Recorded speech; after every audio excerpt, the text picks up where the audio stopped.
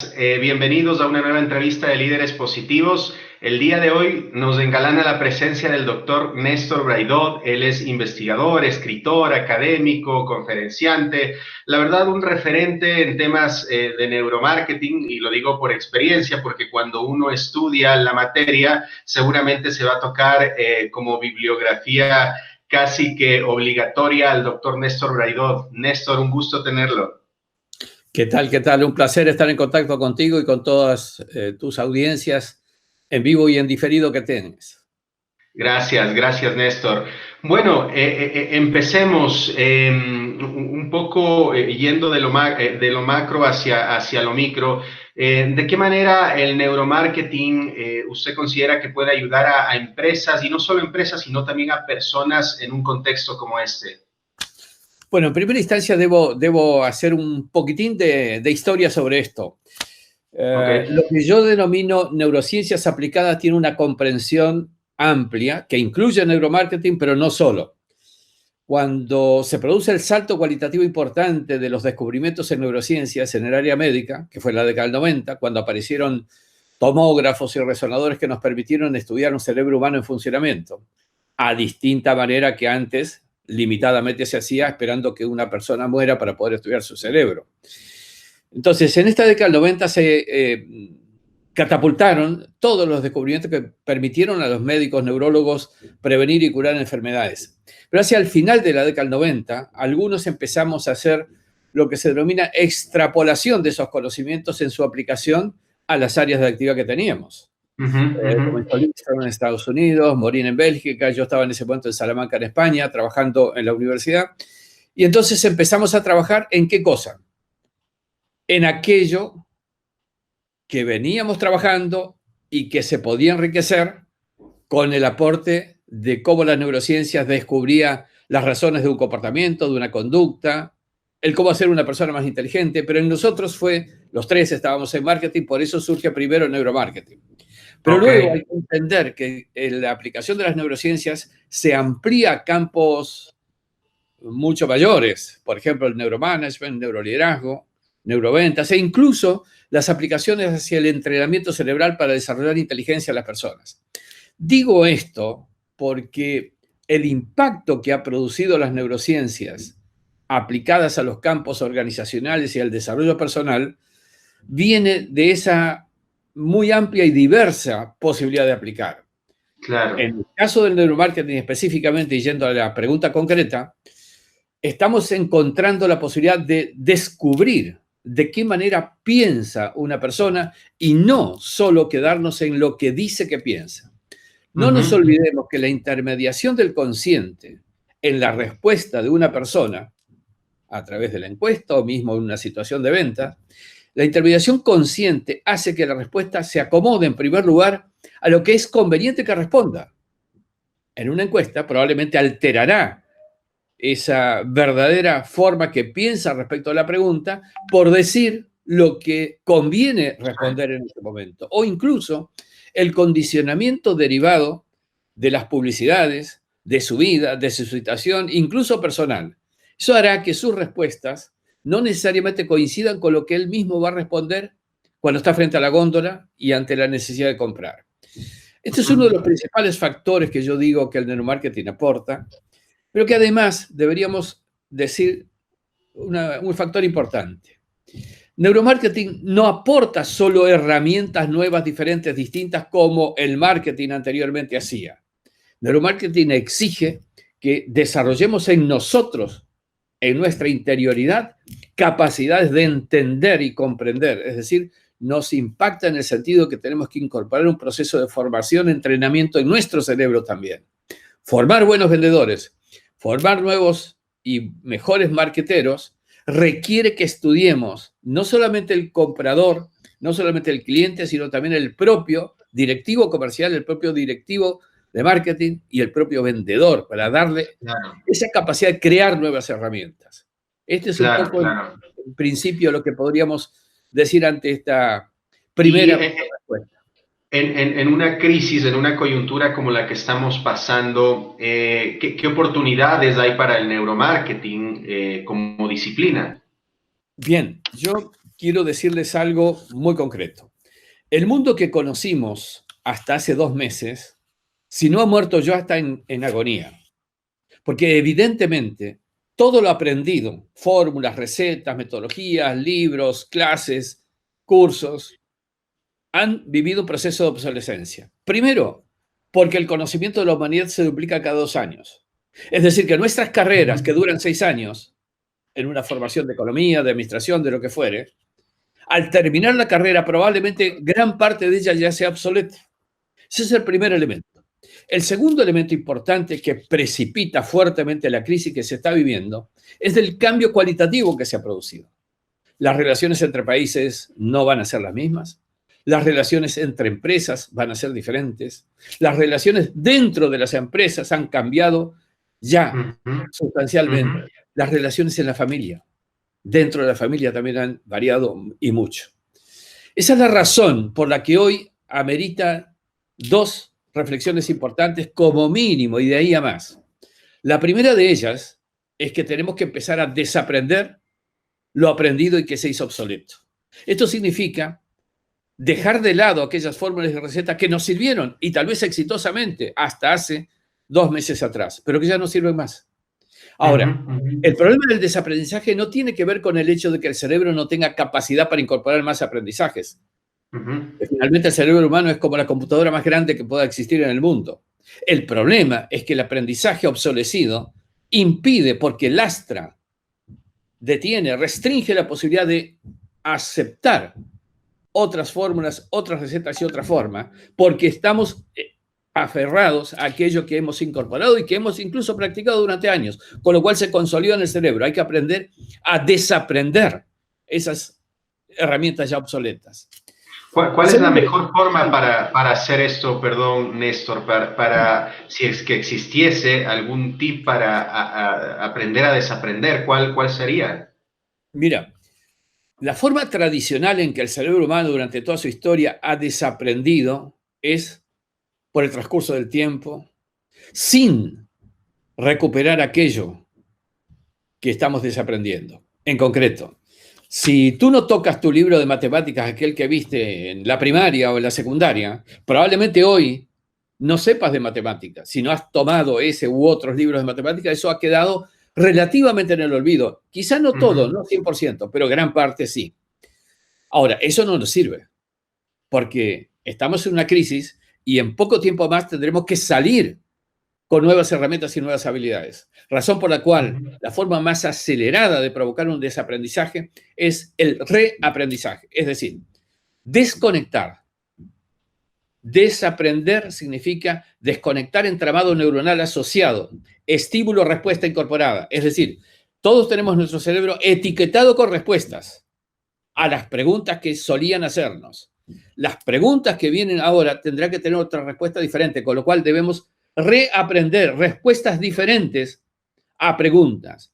Y eso significa incorporar formación, capacidad en el cerebro de diseñar, de crear nuevas respuestas. Por eso yo siempre digo, y he hecho un programa especial que lo desarrollamos todas las semanas, que es gratuito, por cierto, que se llama Cerebro en Libertad. Cuerpo en cuarentena, cerebro en libertad. Porque tu cuerpo puede estar encerrado en cuarentena, pero debes ponerle alas al cerebro para empezar a crear la nueva realidad. Y esto implica ya no solamente cuestiones del neuromarketing, cuestiones del neuromanagement, neuroliderazgo. Por ejemplo, si tú tomas hoy por hoy la realidad que estamos viviendo, donde todas las decisiones tienen una secuencia de razonamiento lógico, analítico, secuencial. Esto te lleva tu tiempo, en primer lugar, tiempo que ya no tenemos, y segundo, te lleva la necesidad de razonamientos lógicos en base a datos que tienes desde hasta ayer. Los datos hasta ayer son viejos, están obsoletos, razón por la cual el razonamiento lógico no sirve exclusivamente tomado como razonamiento lógico racional, porque utiliza datos del pasado y porque además demora mucho tiempo. El futuro, este que estamos empezando a vivir, te exige una decisión inmediata. Si demoras y dices, no, déjame razonar y aplicar toda la información para tomar la decisión, te va a decir, pues no, ya has decidido no decidir. Y por otro lado, debemos incorporar cualitativamente otro aspecto, que es la intuición, que es la etapa superior de la inteligencia. Y allí viene un poco el análisis del cerebro, incluso por géneros, porque tenemos diferentes circunstancias y facilidades para una decisión y otra según el género. Razón por la cual, entonces, amerita el reaprendizaje y la incorporación de otros elementos en la toma de decisión que va a venir a futuro, incluso en el manejo de equipos, incluso en el manejo con clientes. Ponte a pensar en lo siguiente. ¿Cómo son las generaciones que están hoy entrando en el mercado de trabajo? La generación de los 20, 30 años. ¿Cómo son esas generaciones? ¿Son iguales a las que vivimos hace 20 años atrás? ¿Son iguales a las que vivimos incluso más hace 30 años atrás? Porque hoy por hoy, ya ni siquiera podemos decir millennials, podemos decirle centennials. No son personas que van a venir todos los días a las 8 de la mañana a tu oficina. No son personas que van a decir, sí, señor jefe, voy a hacer lo que usted me dice. Señor jefe, sus órdenes serán cumplidas. Señor jefe, no me voy hasta el último minuto. No.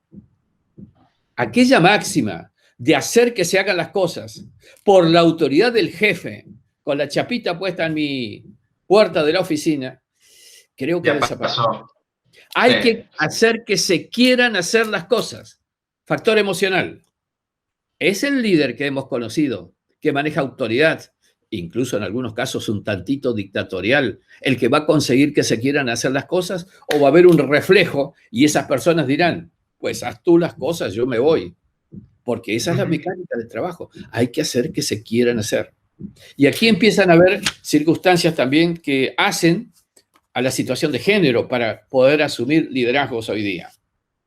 Y en ese contexto, ¿qué cualidades debería tener este líder para inspirar, para llegar a la emoción de los empleados y que ellos quieran hacer las cosas? ¿Qué cualidades debería tener? Mira, en primer lugar te diría, yo me tomé los últimos 10 años estudiando el cerebro de la mujer. De hecho, he sacado en cuarentena este libro que se llama Únicas, que es justamente el análisis de 10 años de cerebros de mujeres. Y te puedo decir dos cosas. Primero, la mujer tiene más integrado el hemisferio derecho y el hemisferio izquierdo. Es decir, el cuerpo calloso es más ancho y más conectado. Razón por la cual la mujer decide con razón y emoción, con intuición y lógica al mismo tiempo. Creatividad y razón simultáneamente. Con lo cual, sus procesos decisionales son de una incorporación anticipatoria de intuición y más veloces. Primer punto. Segundo punto, y esto es una evidencia que no hace falta sostenerla, pero la verdad, ¿quién tiene más empatía emocional? Sí, en general la mujer, ¿no? Ok, entonces estamos observando un neuroliderazgo más apropiadamente afluente de mujeres asumiendo un rol protagónico en el mundo de hoy día. Y te pongo solamente como ejemplo, mira los liderazgos en el periodo de cuarentena, en la crisis que estamos viendo. Solamente observa, yo me gustaría ponerte alguna gráfica, no la tengo ahora a disposición, pero fíjate lo que le pasa a Trump, principal potencia mundial, montada sobre misiles y tanques de guerra. Fíjate lo que le pasa a Bolsonaro. Sí. Fíjate lo que le pasa a Boris Johnson, como 3 ejemplares de principales países del mundo. Y ahora te lo comparo. Fíjate lo que le pasa a Jacinta Ardern, primera ministra de Nueva Zelanda, primera ministra de Noruega, primera ministra de Dinamarca. En Alemania mismo, ¿no? Taiwán. ¿Quieres más ejemplos? Sí. Merkel. ¿Quieres más ejemplos? Primeras ministras cuya performance en esta, que se llama la Tercera Guerra Mundial, creo que tiene holgada diferencia de mayor efectividad que los viejos liderazgos montados sobre el autoritarismo, montados sobre la agresividad. Ahora, tu pregunta no era referida al neuroliderazgo de la mujer, era neuroliderazgo. ¿Qué tiene que hacer el varón en este plano? Yo quiero decir que tanto varones y mujeres tienen que asumir una complementariedad en las acciones a futuro, donde evidentemente respecto de lo que ocurría hasta hace 2 meses, la mujer ha levantado su rol de ser absolutamente inferior, lamentablemente, a una potencialidad equiparable, si no mayor. A partir de esto digo, el ser humano varón tiene necesidad de generar mayor entrenamiento para el autoliderazgo emocional. Autoliderazgo emocional que significa tener equilibrio emocional. Ujú, ujú. Tiende el cerebro del adulto mayor a respuestas de agresividad, respuestas de contradictoriedad, respuestas de enfrentamiento. El de la mujer tiende a tener tendencias de mayor acercamiento, de mayor afinidad. Creo que hay Ujú. que hacer un entrenamiento, en este caso, adultos mayores, adultos en general, para determinados niveles de desarrollo emocional. En el caso de las mujeres hay otros entrenamientos, también hay que decirlo, para otro tipo de factores. Ujú, Ahora, ujú. todo esto se traduce en el nuevo marketing que está desarrollándose, neuromarketing, y con algunas anticipaciones de lo que viene, que requiere de adicionar otros elementos, además de neuromarketing, es decir, además de neurociencia y marketing. Sí, Esto sí. incide en lo que se llama liderazgo, que ahora le llamamos neuroliderazgo, y que requiere también algunos otros factores adicionales de nuevas disciplinas que lo van a enriquecer en este futuro próximo. Y también el Sí, management, que ya no se queda sí, solamente en neuromanagement, sí, requiere de otros elementos de disciplinas que van a aportar a esto. Y, entiendo.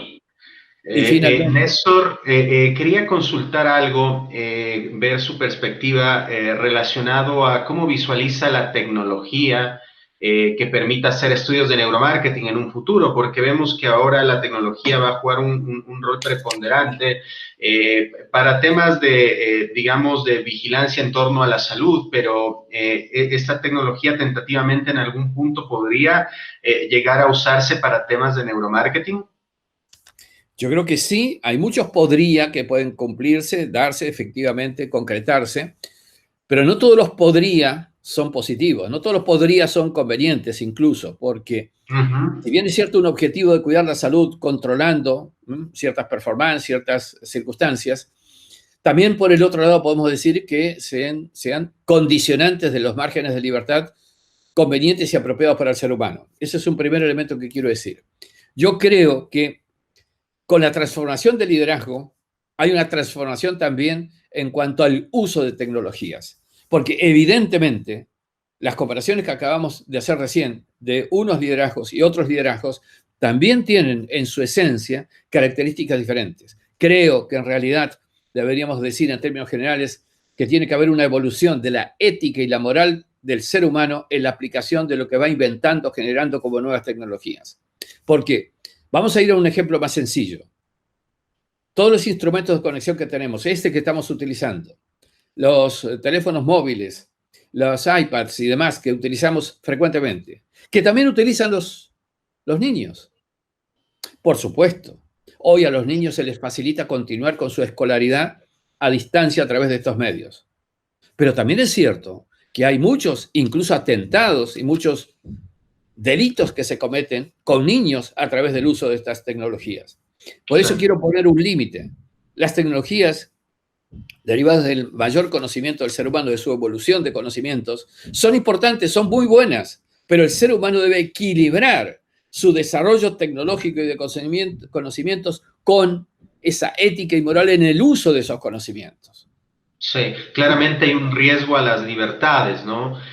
Totalmente, totalmente, totalmente. Y esa es un poco la cuestión.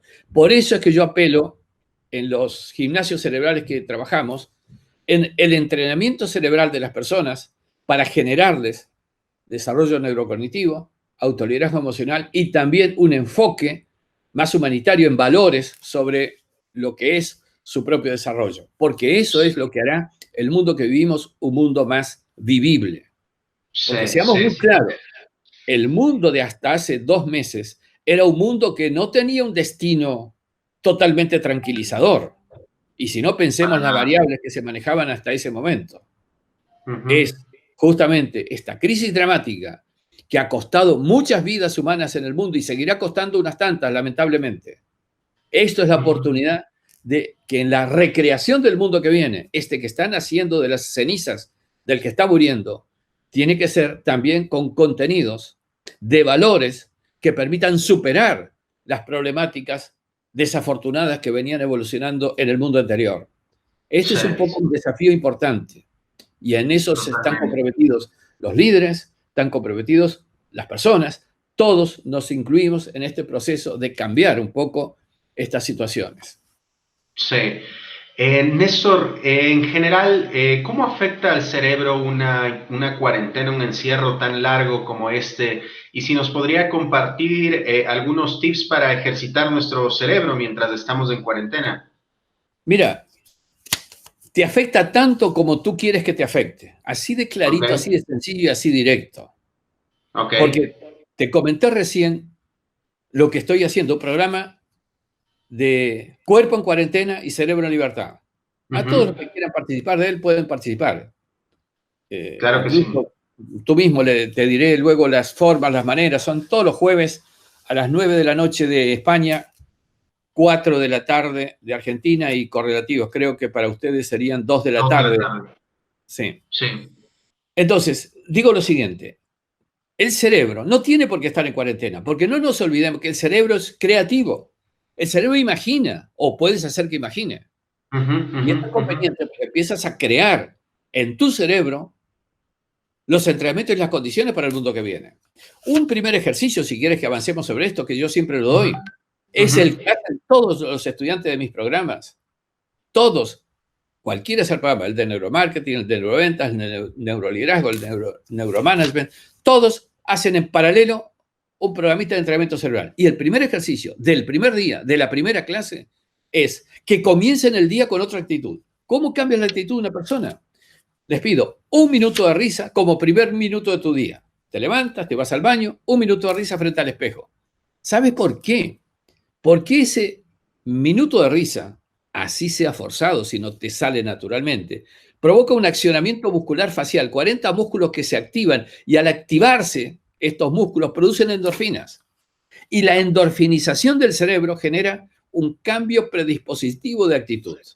Comiences Claro. el día mejor, con mayor capacidad comunicativa, contacto, mayor positividad. Y ese mismo proceso de endorfinización que genera además una cuota de dopamina que te da una actitud más echado para adelante, como dicen los españoles, Sí, sí. pero además eso te produce mejor atención, te fortalece la memoria, te da más creatividad. Ahora, si ustedes quieren, ahí tengo mi biblioteca personal de neurociencias aplicadas. Está todo para sostener esto que estoy afirmando. Pero ¿sabes qué? Es más fácil probarlo.